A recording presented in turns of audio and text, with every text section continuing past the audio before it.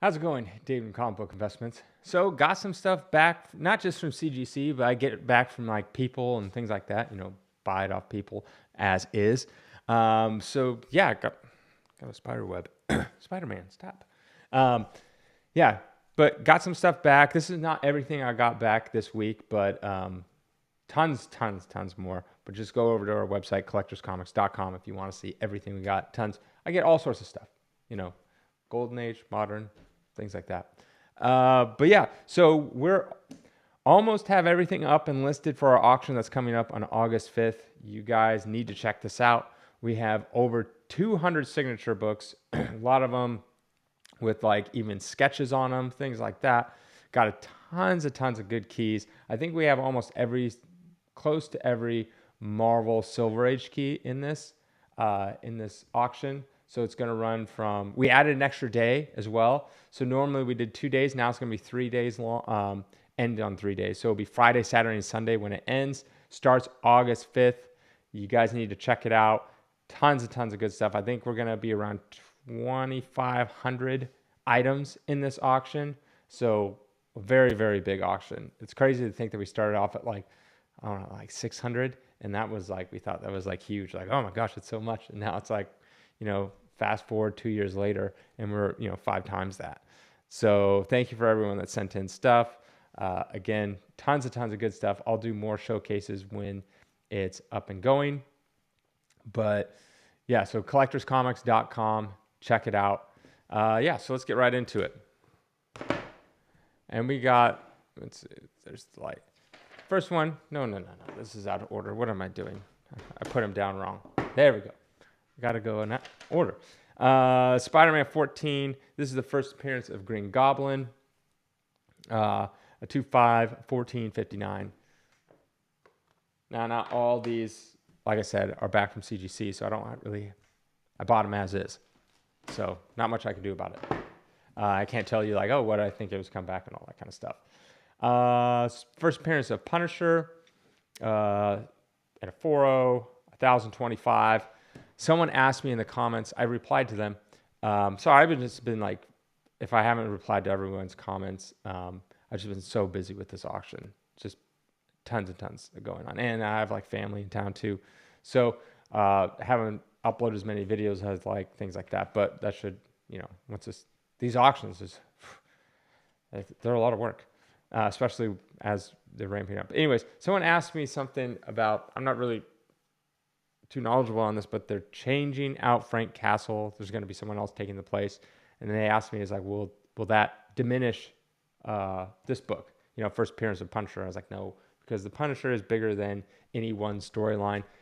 They've gotten rid of all sorts of characters, from Spider-Man to Superman, Batman. They always do that kind of stuff. Get rid of someone new, and that only lasts maybe a year or two or something like that. But then the old person comes back.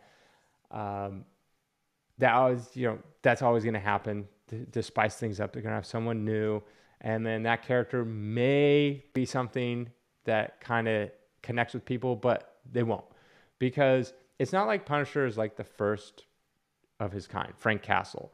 There's always going to be someone that like came before him that is very similar to that, but just didn't work. They just didn't catch on. So when a character like this, like the Punisher, catches on and has its own series, been going for years and years and years. I was at 74.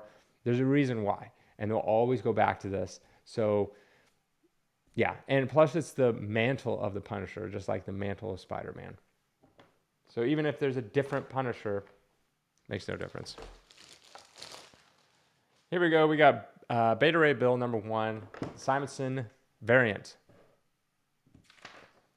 Was this 9.8? Yeah, 9.8.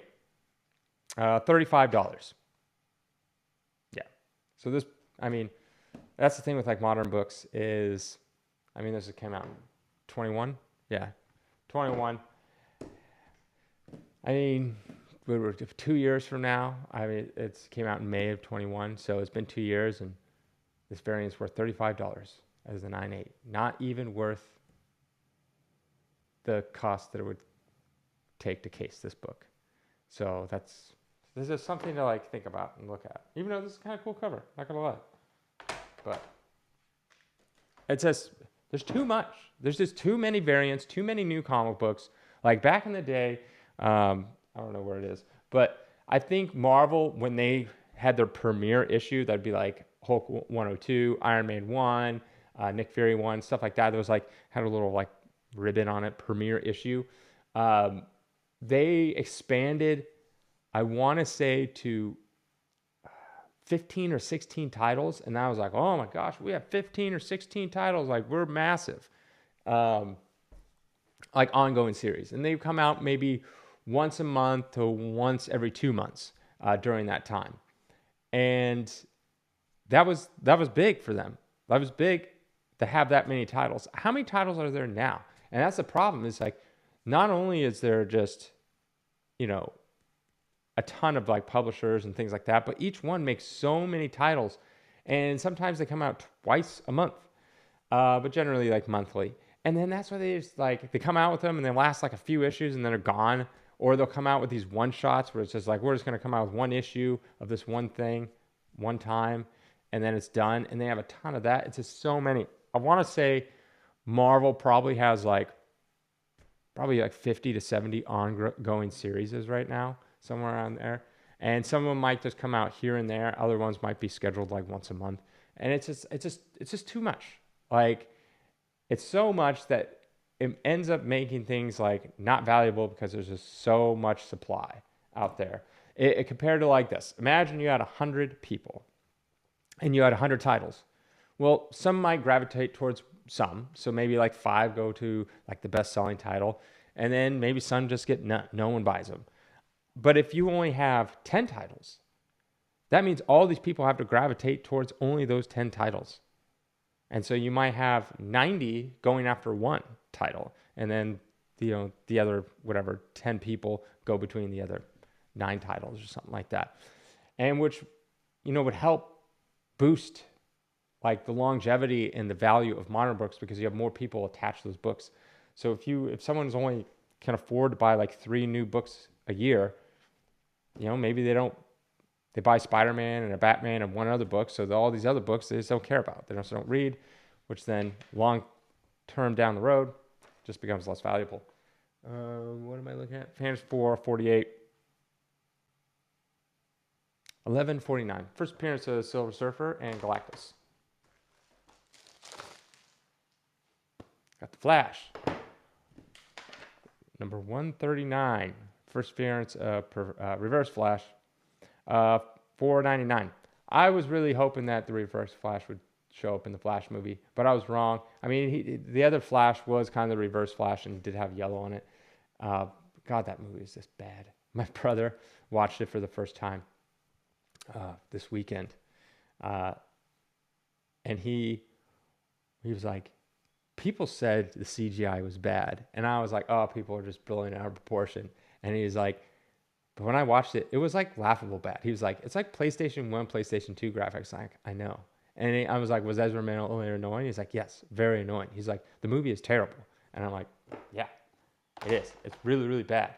And it looks bad on James Gunn to come out and say, oh, it was the best superhero movie ever made. Now, I guarantee you, Warner Brothers was like, look, we invested way too much money in this movie, and we need to make some of it back. So I want you to come out and say stupid things. Like Tom Cruise demanded that he get the movie early before everyone else so he can watch it at home. And then he said it was like the best movie ever made. I'm like, what is this marketing? Oh, I hate it. It's like Kevin Feige came out and said The Eternals was gonna win an Oscar. It's like, why do you, like, when you lie like that, it just damages your brand. The movie's gonna come out and it's gonna suck regardless. It's not gonna win any Oscars and all that kind of stuff, whatever they thought. It's gonna suck regardless. So now you just look like a liar. So don't even do that, because then it damages you and your brand. It's like, just like, clearly you sold yourself to the devil so you could hopefully get in a few more dollars. But that's such short-sightedness. When you sell yourself just so you can get some dollars now, well, then down the line, when you actually say things, people aren't going to trust you. And it's just going to hurt long term. So it's like, would you rather have cash now or cash long term? Just take the loss. You made the bad movie. Just take it. Move on from it. And then, yeah, yeah, and Kevin Feige, the Eternals is going to win an Oscar. And everyone was just like, oh, God, terrible.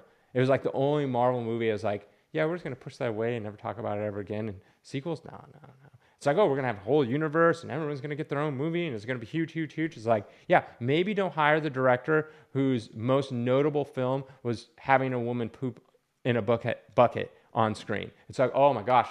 Yeah. Oh my. So that's so profound. Like people have been doing that forever. I'm sure there's lots of porn online that you see where there's people pooping in buckets. So it's not profound. It's not artistic. It's stupid is what it is. No one watched that film anyways because I think it made like $1 million in the box office. And it's called like No Man's Land. It's about a homeless woman who lives in a van. It's a stupid Oscar. It's one of those bad Oscar movies where people like, I don't know. It's just like depressing and just terribleness, and people will like want to give it praise because it was a woman director directing a woman who's pooping in a bucket. I'm like, that doesn't tell me like, oh, you're really pushing the bounds of filmmaking here or telling such an amazing story. It's like we've run out of ideas or something like that, and so I don't know. It's like make a good movie that people like. The Oscars aren't for you; it's for other people to say like, wow, you did a really good job on this great movie. Not some indie title. I'm ranting. Spawn 119. 129. But yes, James Gunn, stop lying. If your movie sucks, just take the L and move on. Even though it wasn't his movie. And on top of that, he came out and said, oh, Blue Beetle? Yeah, that's going to be the start of my universe. Even though he didn't have anything to do with it. Nothing, right? His universe doesn't start until I think after Blue Beetle. But he decided to come out. It's like, because it knew it was tracking bad, and people were like, oh, this movie sucks. And he's like, ooh.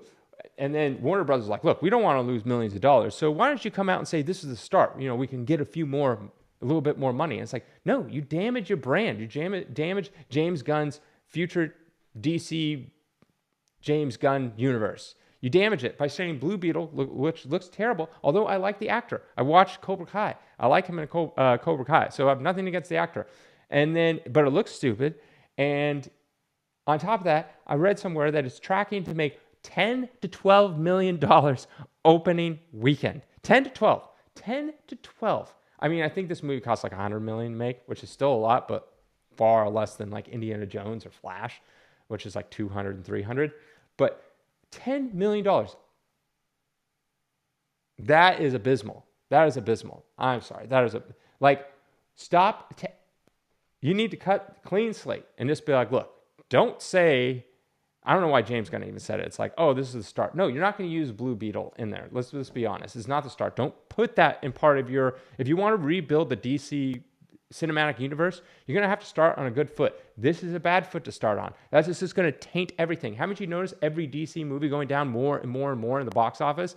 It's not because of, well, yes, quality, obviously, but people are sick and tired of seeing bad movies, and so they're not going to give the next one a chance. So if you're trying to start all over, and then you're starting with the Blue Beetle, claiming this is the first one, people are going to be like, terrible. And then they're not going to want to watch the next one, which I think is supposed to be Superman. You just need to distance yourself from all that. Distance. So dumb. Anyways. Spider-Man 119. Here we are. 429. This one was back from CGC. I thought it'd be a 9.0, so I got a 9.4, so I was very happy there. Why can't I send it in thinking it's a 5.0 and get a 9.8 or a 9.9? That'd be much better. This one was back from CGC as well. Thought it'd be a 9294, got 996, 589. Commandy. Here's a fun fact. I bet no one knows. Only I know. And now the rest of the world will know. Ready for this funnest of facts?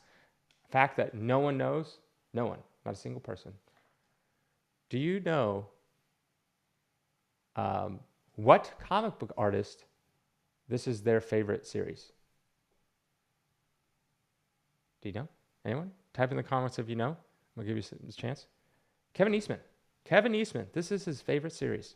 Now, a lot of people are like, oh, whoa. What about Frank Miller's Daredevil? No. They like that series, and it directly inspired the Turtles. But his favorite series is this, Jack Kirby's Commandy. How do I know that? Because I talk to him. Yes, we're best friends. We talk every day, hang out.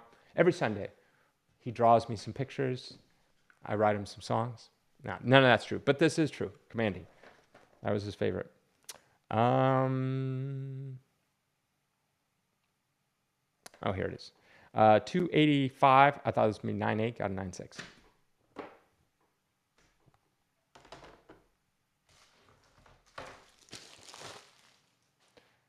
Here we go. Spawn 250. Scotty Young. Variant. 179.